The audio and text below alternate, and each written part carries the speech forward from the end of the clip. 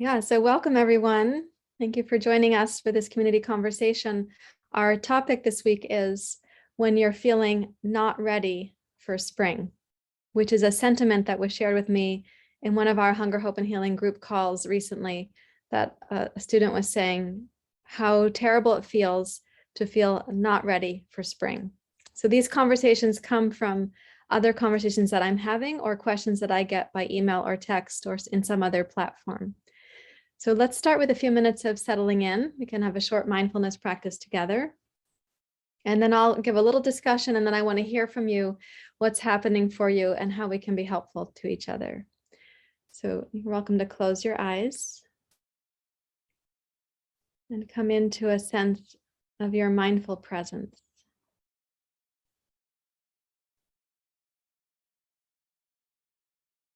So you've already arrived here, which means you went through a couple of logistics to get here. And so let yourself even more fully arrive. To the extent possible, relax your shoulders down away from your ears.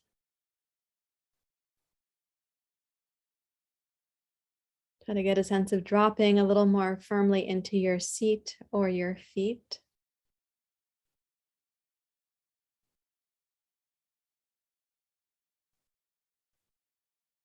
And then lift the center of your heart and also the crown of your skull.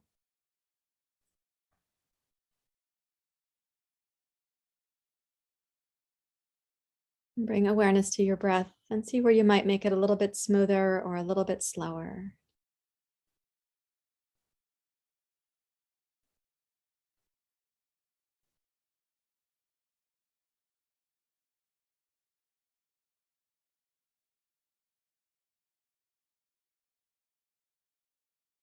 And then with appreciation for the opportunity to be here, if it feels like a comfortable gesture for you, you can bring your hands to your heart. And then bow your head to your heart. Give yourself appreciation for arriving. And then you may release your hands as you're ready to, and you're welcome to open your eyes. Yeah, so this sentiment of feeling not ready for spring, when this thought comes through, often it's coming decorated with things like inadequacy, a feeling of inadequacy, a feeling of disappointment, or even frustration. And it's possible that it's picking up on a long time felt sense of our inadequacy. Like it's picking up on this historical root tendril, as I often say, and it's like marked with moments of other inadequacy, disappointment, frustration. And as I was saying in one of our newsletters, it can also feel like this sentiment, this emotion, this sense of I'm not ready for spring is as perennial as the seasons. This feeling of not ready, this feeling of not enough can be so cyclical and repetitive that there we are, having this inner sense once again. The difficulty is that when a thought like this comes, like feeling not ready for spring, if it goes to disappointment, inadequacy, a felt sense of our brokenness, we're going to go quickly down to shame. And that can lead us to either move towards food for numbing or isolating, because if we're eating the food, we might be numbing and then not going out into the spring. And we can sense that we're staying home isolated and numbed out with food, and others may be, out walking or getting their bicycles ready and so on. So that can cause us to have a deeper sense of disconnection. Or the thought and the inadequacy that goes with it, and the feeling that there's a time pressure, that there's this internal sense of pressure that can also cause us to rev up, to feel like driven by something, motivated to get ourselves together, to like get the exercise, to kind of, as we say, pound the pavement or climb the Stairmaster. Stairmaster is from my era, way back in the 80s. So we can feel revved up and really determined.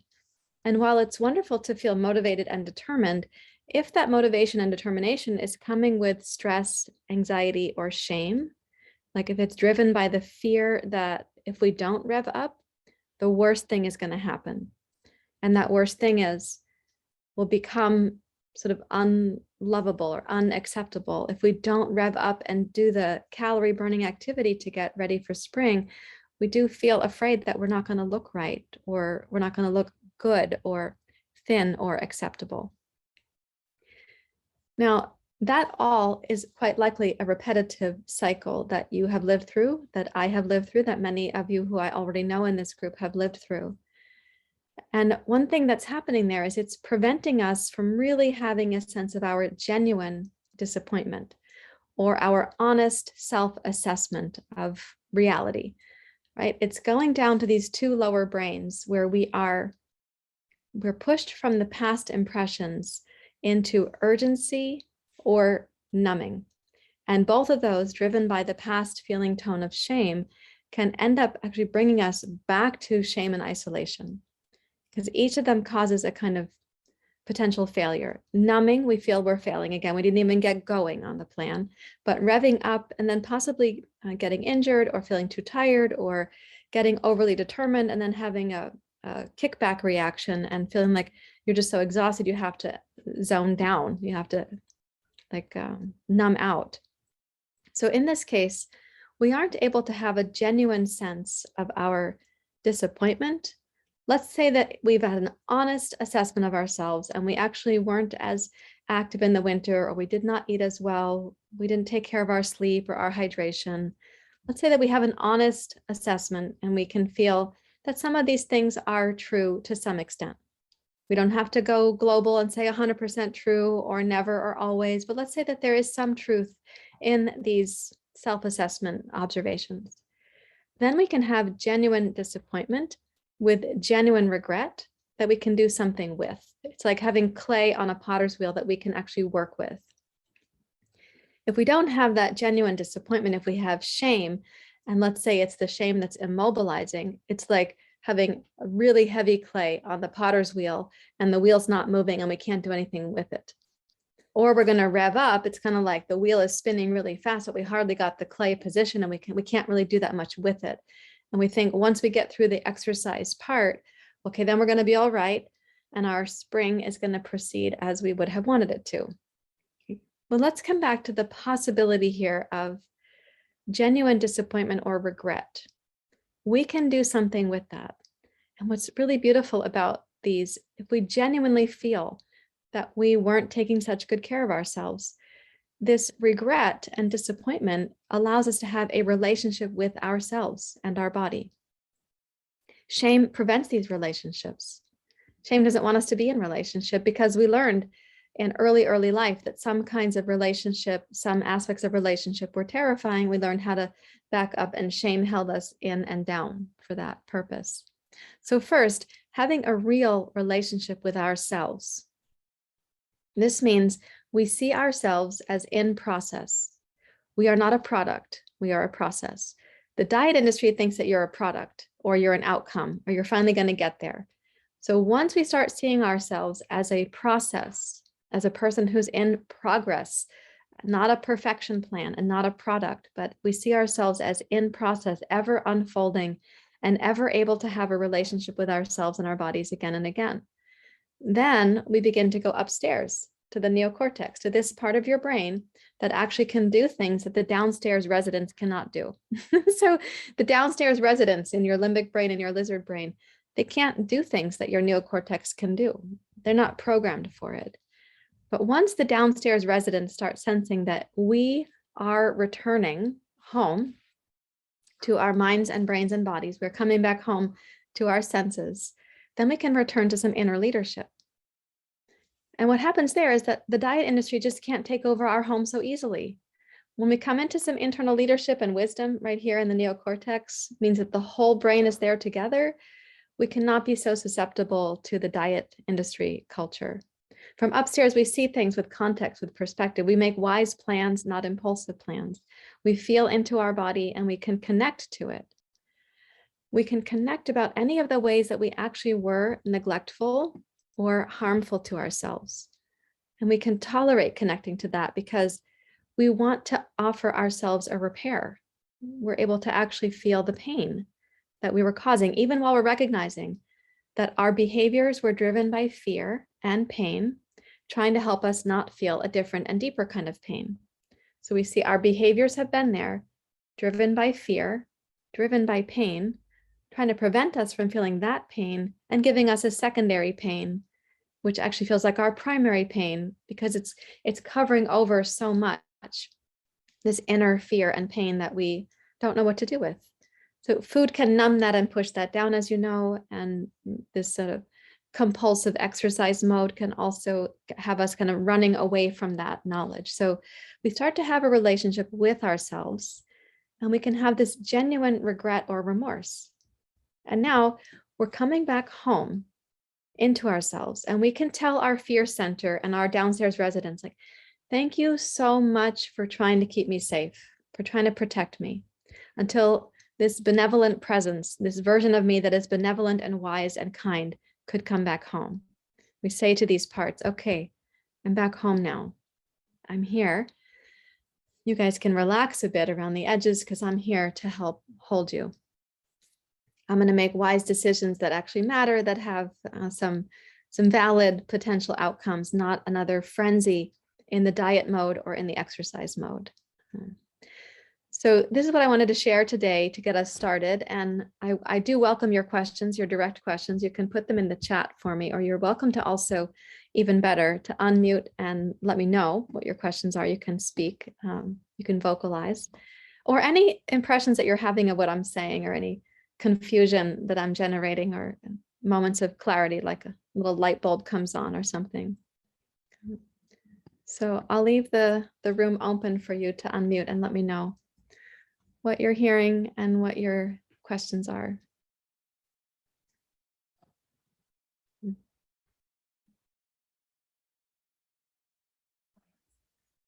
Lynn is now connected to audio, so that is a good thing.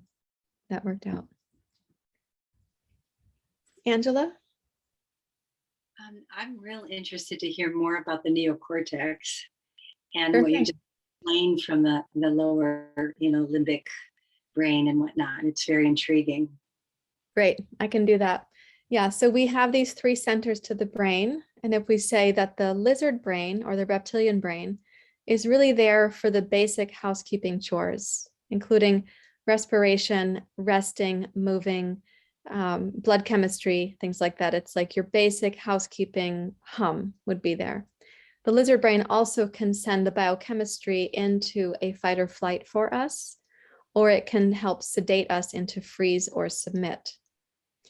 In the limbic brain, which is our middle brain here, sometimes called the mammalian brain, sometimes called the emotional brain, because it stores our memories in the hippocampus, and it has this fear center called the amygdala.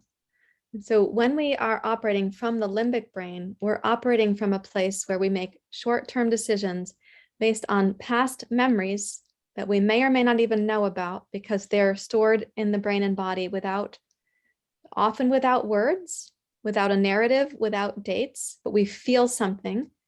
And so we're making short-term decisions from past impressions and from fear.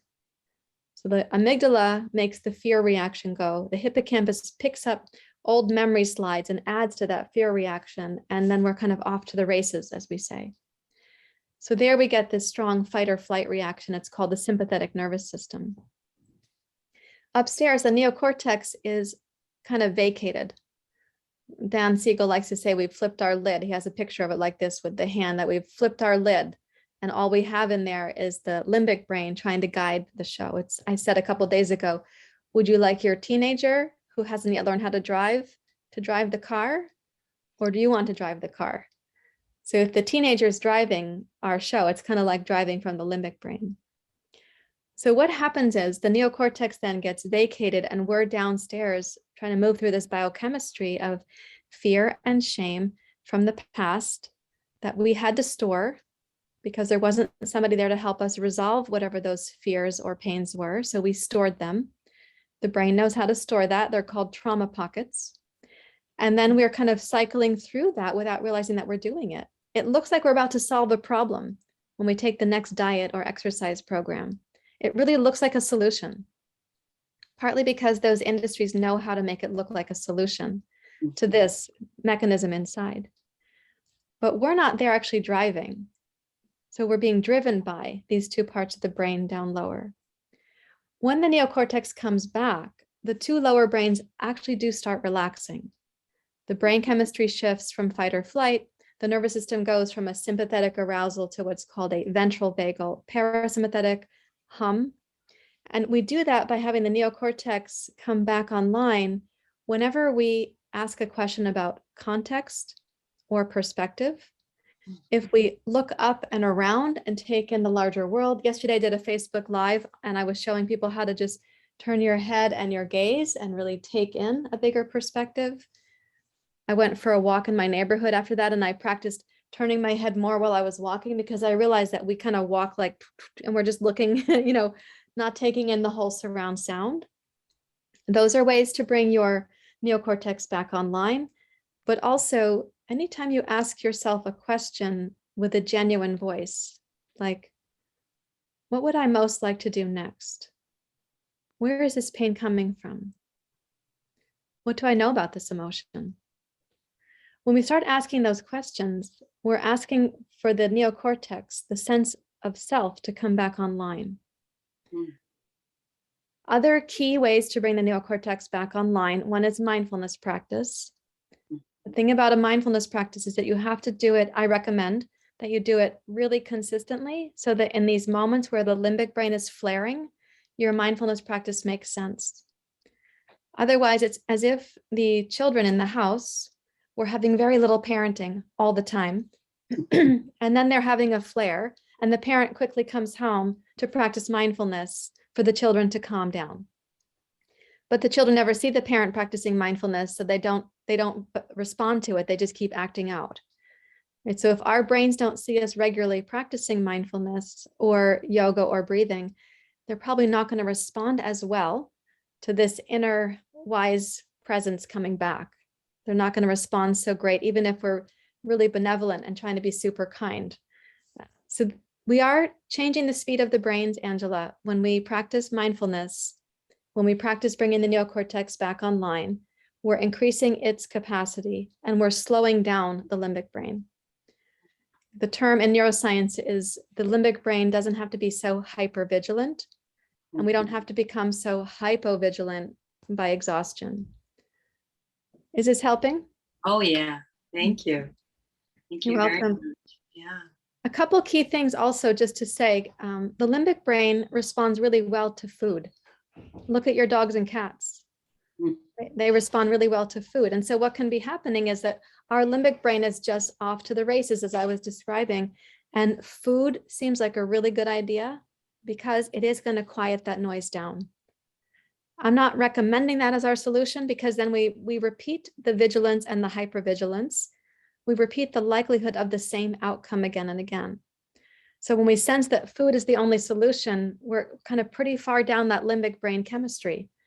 So what you could do is you could remember for a moment, take a deep breath and remember being right here in this discussion. Take the deep breath and even say to yourself, my blood chemistry is driving the show. My brain kind of got out of hand there. My teenager is trying to drive the car. You make a playful phrase of some kind for yourself, and it will remind you that your neocortex got vacated and you don't make good decisions from there.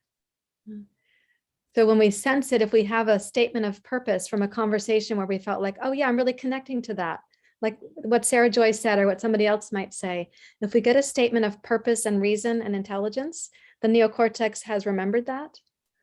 And the limbic brain, what it remembers is messages of not good enough. It remembers messages of being wrong or flawed or pathetic, or messages of like, work really hard to get approval or act a certain way to have enough connection. So the limbic brain has very simple memory. The neocortex can remember being here as a group today in this moment. And so you can breathe us in, even though the present moment is going to be your past in an hour or 2 or 3 days from now. You can still breathe in this experience and say, okay, my brain chemistry, it wants me to go to food right now really badly. And breathe in.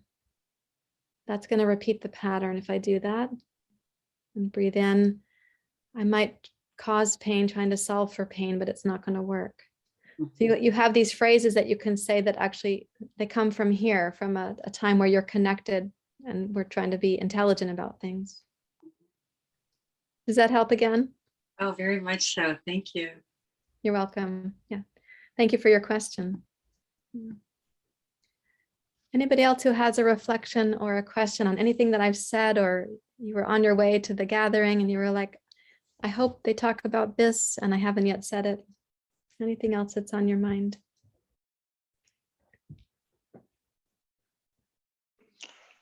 That's a very interesting idea. I have my son's dog and my daughter's cat both here for the weekend. And my husband just came in, he took the dog for a walk. So he's downstairs. So you hear barking because we're trying to make them be friends or let them be friends, help them be friends. So, but it's an interesting idea to have a reminder phrase for me, I think, have a reminder phrase that, you know, my lower brain is running the show. So like when I came home this afternoon after being with my husband's aunt and aunt all afternoon, and it actually went much better than I would have thought. What did I do? I came home and had 5 cookies. Why? It went better than I thought. It wasn't terrible, but I walked to the door. I've got the dog and the cat, one upstairs, one downstairs. But so maybe if I said to myself, yo, your teenager is driving the bus right now. And maybe that can help me, you know, stop in my tracks and think, is this really something I want to do? Because I didn't really need to do it. I don't know why I did, except habit, I guess. But, you know, maybe a phrase like that might be helpful to me to remind me that the teenager is driving the car. Yeah. So thanks. Yeah. Any phrase that helps you there to bring your neocortex back online. Now let's take another true phrase. It's completely fine to want a few cookies, right? So sometimes what happens is the limbic brain chooses a truth and it uses it right there. Like, we have permission to have cookies. It's fine to have cookies. There's no good foods or bad foods. Sarah Joy says it all the time. It's true, except that the limbic brain is acting like a child asking you for a cookie to solve something else that is actually not going to be solved by a cookie. So if you got your neocortex back online, you could then say maybe an hour or so you can feel the process. And an hour you say, okay, I think I might sit down and actually enjoy 2 or 3 cookies, but really taste them, like be with them from a place where it doesn't turn into a binge.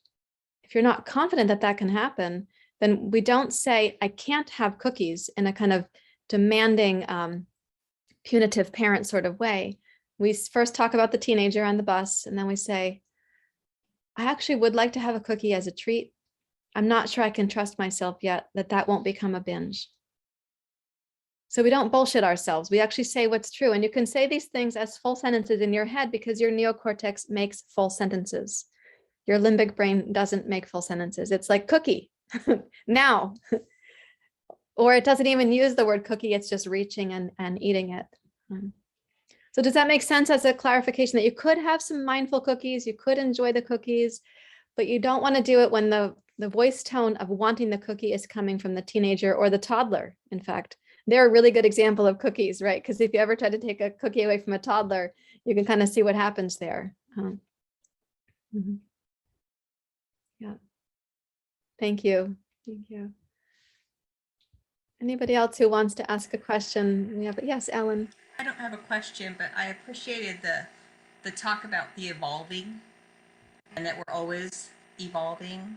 And, you know, I think as far as like spring and getting ready for spring, I'm ready for spring. Now, that's a different way to look at it than it ever was, because it's not about the bathing suit or the shorts or the shirt anymore. It is about the health. And so that's, you know, it's a little different focus for me. I'm not as ready for spring as I was last year at this time for ready for spring, because I've taken, you know, I'm evolving, I guess is the word. But I'm taking the right steps. I'm taking, you know, building my strength, building my stamina, taking care of my body and me. But the whole thing of we are evolving, and that I'm thankful that I don't have shame tied to that. That, you know,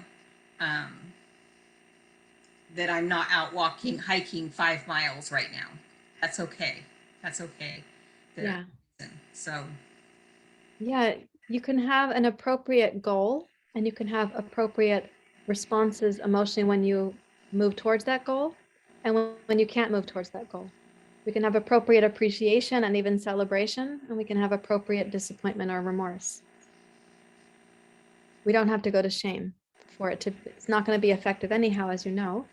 And because the biochemistry of shame is so much tied into our fear center, we don't recommend it anyway. It's not. That's what, even when you were talking about evolving, that whole, when we evolve, we learn from our past. Yeah. Look at our past and see how that's affecting our present, kind of a thing. That's kind of where I am right now anyway. Yeah. Yeah, that's a really clear statement. And what I've said before with, excuse me, with the past is that it's either going to ever repeat itself trying to get solved, or we're going to be learning from our past and also healing our past. That's called retroactive healing. And that's really empowering because it's as if you had a long filing cabinet, the longest filing cabinet ever. You're pulling it. There's still more files, like paper upon paper upon paper. And like it can seem like we're never going to get to the end of it. But what's actually happening is those past slides that are stored in the brain, they're kind of coupled in categories. So as you start addressing one category, that whole folder comes up and out. And you're resolving your relationship to that kind of categorical storage of the stuff in the past. So let's say you have something stored that you put in the category of failure. We decide that we're a failure. And then we start filtering for all the ways in which we've failed. We have a big file folder for all the ways that we failed.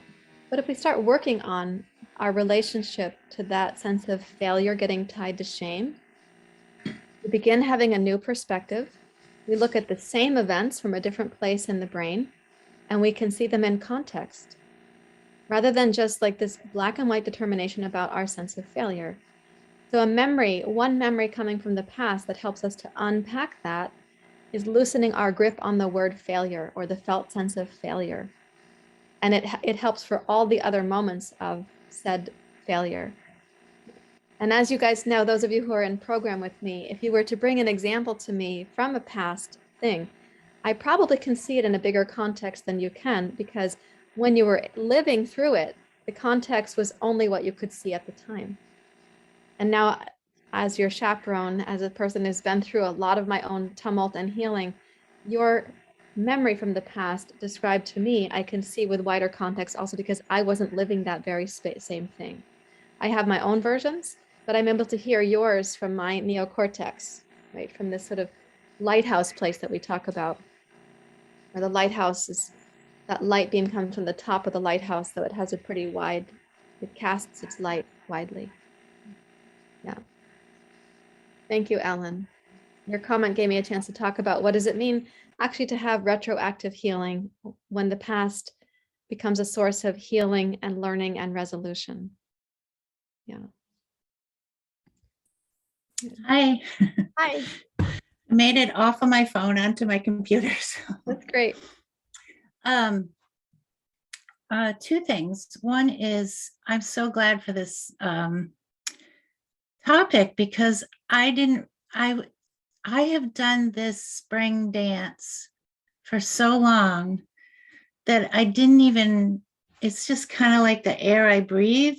And so for you to have named it, it's like, oh my God, this is exactly what I do. It's like, oh my gosh, as you know, I live in the Northeast, so I'm out, I get to be bundled up all winter. And so pretty soon we're going to be shedding clothes and I'll be more exposed. And so I can feel the shame coming up. And then that tendency of mine to want to go try to figure this out and get the weight off as soon as I can, so I'll be acceptable and I won't feel the shame, I guess. I mean, it's funny, shame driving behaviors in order to avoid shame. It's kind of weird, but that's what I'm noticing. So this is just so helpful for me to say, okay, there's another way I can approach this time. And as you know, I'm working on that. So, but the other thing that came up as a question is, how does dopamine play into this? Because that's my limited understanding is we've got the pleasure pain thing going on too, and that some of us are addicted or get really, our dopamine spikes as soon as we have a certain food. Like for me, it's sugar. So, and then that just reinforces, and then you need more. And so I'm just wondering how you see that playing into the different levels of the brain that you're talking about. Right. Because dopamine is it's a chemical in us that it promotes a feeling and anticipation of reward or connection. So for some people, the dopamine hit is they get a notification on their phone, or they get a text message, or they get something else, and they are turning to the phone looking for that connection, the possibility of reward, as well pulling the handle at the gambling center. The dopamine, the possibility of reward is there as well. And then thinking of cookie or thinking of brownie and the anticipation of that reward or that treat, or thinking of finally being physically fit. If we just do this particular thing, which is maybe too rigorous if we've been bundled up all winter and kind of, a homebody, for example, but thinking of finally fitting into the jeans in the back of the closet, for example, those things all perpetuate that dopamine, and it does become addictive. It's tied into the addictive cycle. Dopamine is not a satiety hormone. It's not for satiation. It's for anticipation of reward. And so when we're then anticipating the next reward, we aren't experiencing the now. For example, let's say we actually have we're eating a delicious meal, and we have the fork and we're chewing this mouthful, but we're already picking up the next mouthful from the plate. Where is our attention? Probably on what you can see and touch, what you're interacting with. But if you put your attention on the mouthful that you're actually eating, you don't just have anticipation, you now have the flavor, the taste, the satiation, and your digestion will be stronger as well. You will also remember having eaten the meal, rather than eating it so fast that we don't remember having done it. And so even in one meal, the dopamine is there for the next forkful. Or let's say with dessert, you have it on the plate. You're eating this piece of brownie, so delicious, you've been wanting it, you're now rewarded with it, but you're on the second or third or fourth bite in your mind. And then soon we're on how little is left. And then it's all gone, we can't remember eating it. Does that sound funny? Yeah, it sounds familiar. Yeah. So one of the things we want to focus on in yoga, we call it santosha, which means contentment. We could focus on if there is a dopamine, and dopamine it's a helpful biochemical in the body because it kind of motivates us to move towards reward. It's part of the reward center. But let's say the rewards are right-sized and appropriate for us. Like I have the desire to go for a walk in the sunshine and listen to the birds, and the Daphne Adora is blooming here, so it smells really beautiful in Portland right now. So I'd like to do that. Now, if I'm out there also checking my text messages while I'm walking, the idea I had of this beautiful walk being so satisfying is not, because I'm walking, but now I'm walking to burn calories, check my text messages, talking to somebody on the headset, evaluating somebody else's gardening, comparing it to my own, then I'm not actually just really enjoying. I'm not taking in the fullness of the present that would lead to satiation or contentment. So this is where mindfulness comes in again, just to name that. Yeah, Lynn. Oh, that was the best explanation I think I've ever heard about what's going on. And I think what I'm hearing you say is that dopamine gets activated more and more with anticipation, but the satiation is what you said dopamine doesn't respond to that, right? Is that what you said? It would calm down. Our dopamine levels would be sort of normalized. It would calm down. We wouldn't be able to perpetuate it quite so much, like the gambler again, or the teenager who wants the phone. How hard is it to get your teenager to pay attention to you once they have a phone? So where does the satiation come from? Just by being with your senses and really taking in the present moment, and that helps lower the dopamine? Those actions help to bring on other feel-good hormones. And when we recognize that it's happening, like this endogenous sense of well-being can come to us. And there are feel-good hormones for that sort of thing. For example, serotonin is connected to our mood and our well-being. 90% of our serotonin is made in the stomach lining. So if we're not really aware of what we're doing to the stomach and where the serotonin comes from, and we're kind of going crazy there with the food and not paying attention, are we going to experience satiation with the meal that we just ate? Probably not. And then we have endogenous other hormones and neurotransmitters that help us to feel good and loved and connected, like oxytocin. It's a cuddle hormone. It's wonderful to feel held. It's wonderful to be able to sometimes wrap yourself in a blanket and have this warm sense of a hug that you give to yourself emotionally. On the other hand, chocolate produces an oxytocin hit. And so we are driven by some biochemistry, and to the extent that mindfulness and yoga are proving in the science that we can help rebalance our biochemistry, we want to take that to heart.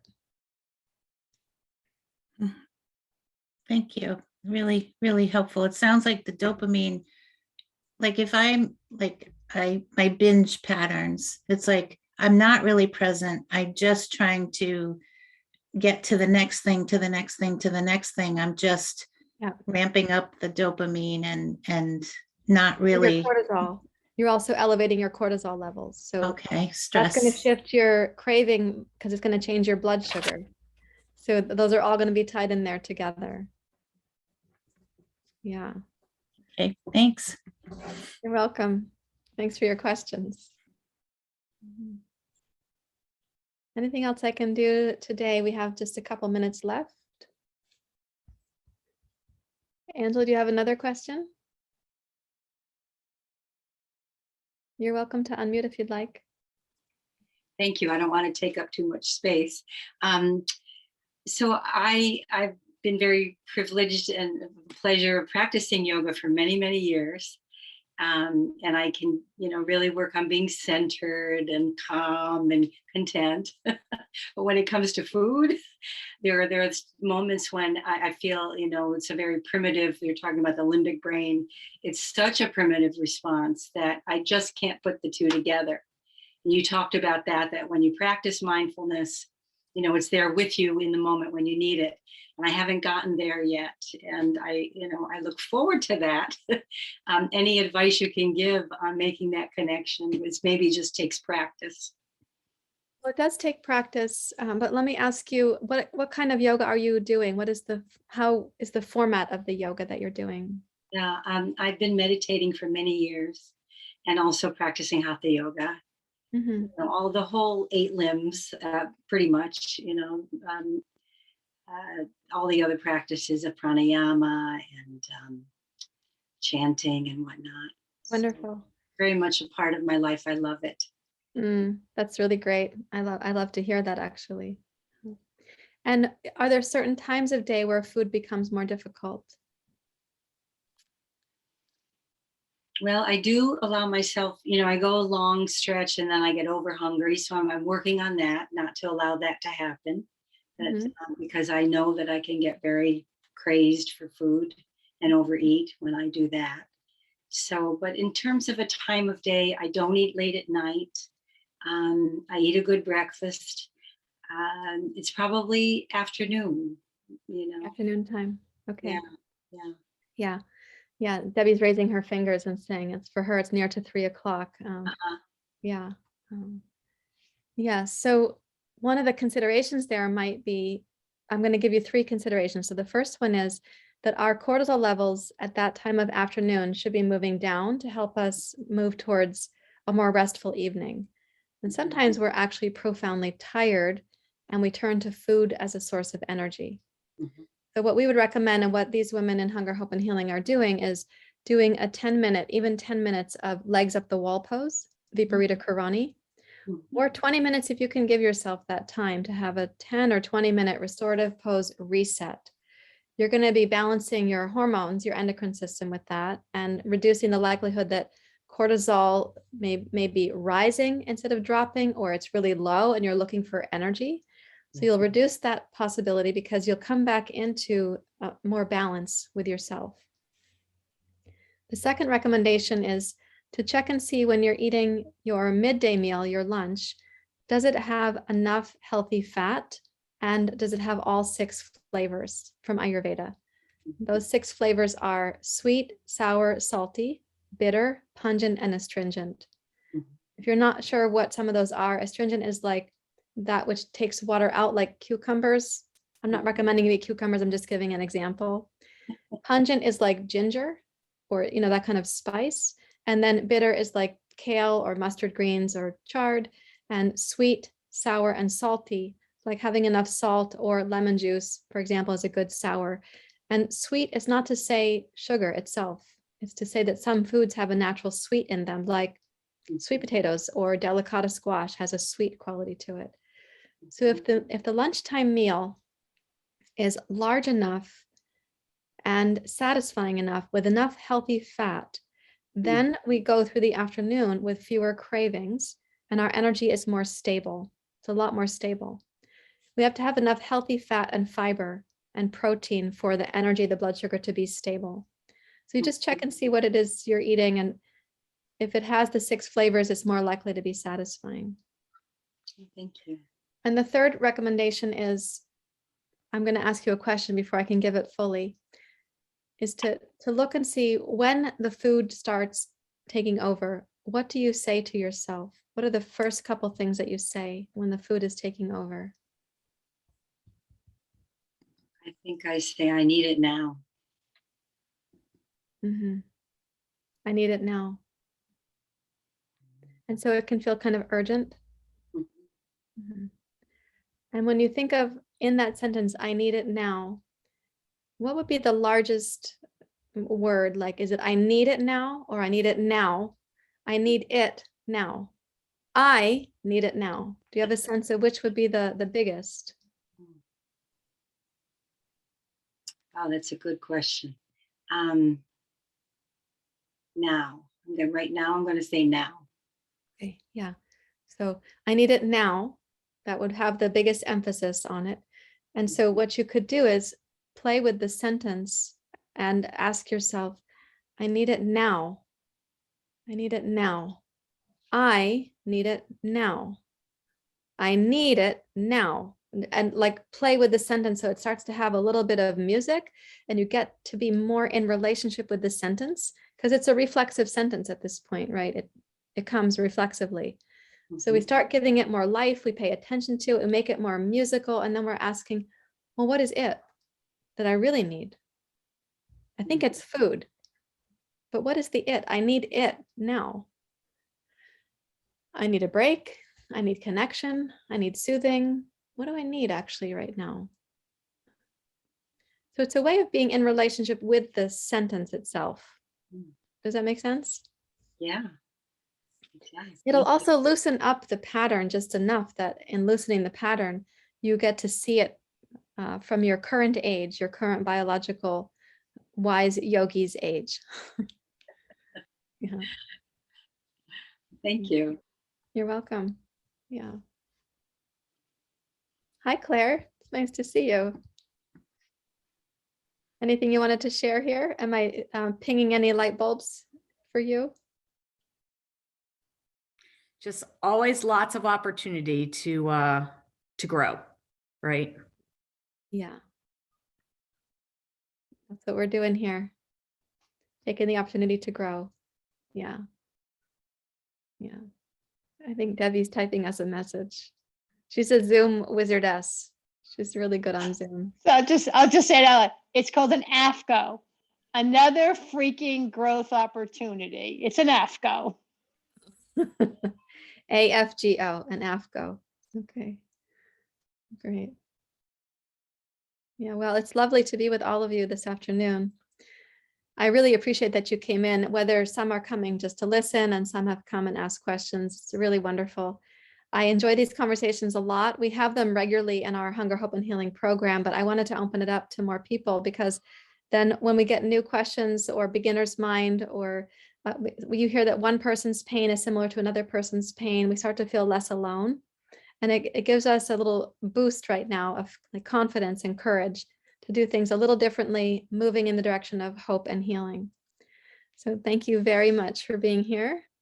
I will close us with a namaste, and I hope to see you next time. And we'll post this so that you can hear it also.